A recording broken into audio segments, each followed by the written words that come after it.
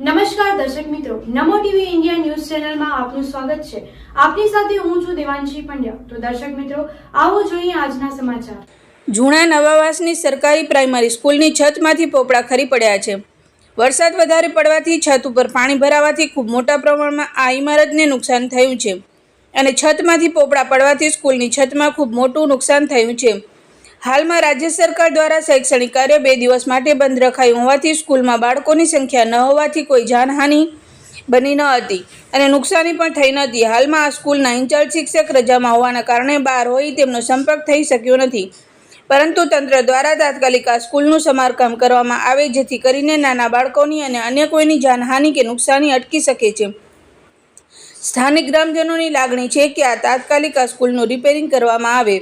Report by ઘનીસમા જૂણા ખાવડા।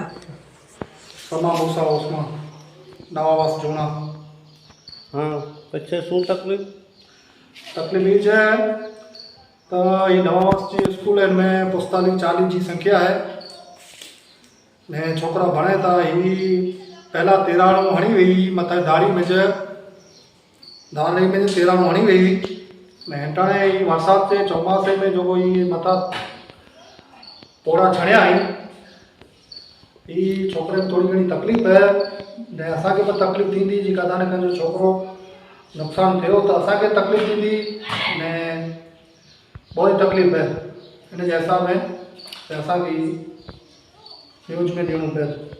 तो ये पहला 13 हुआ स्कूल में पुठिया जो रहो सही बोडी थिया जो वरसाद में नुकसान थियो है नहीं पोड़ा छणिया एतिरो खासो जी सातम जे हिसाब में स्कूल बंद हुई ने इन जे हिसाब में कोई छोकरा छॾिया आहिनि इन जे हिसाब में नुकसान थियो है। ये वरसाद के हिसाब में नुकसान थियो है। पानी ऊपर भरायेलुं छे दाढ़ी में इन जे हिसाब में नुकसान थियो है એટલે પોડા કેરી પી આઈ બરાબર। તો દર્શક મિત્રો, આ હતા આજના સમાચાર। ફરી મળીશું નવા સમાચારો સાથે। ત્યાં સુધી રજા આપશો। નમસ્કાર।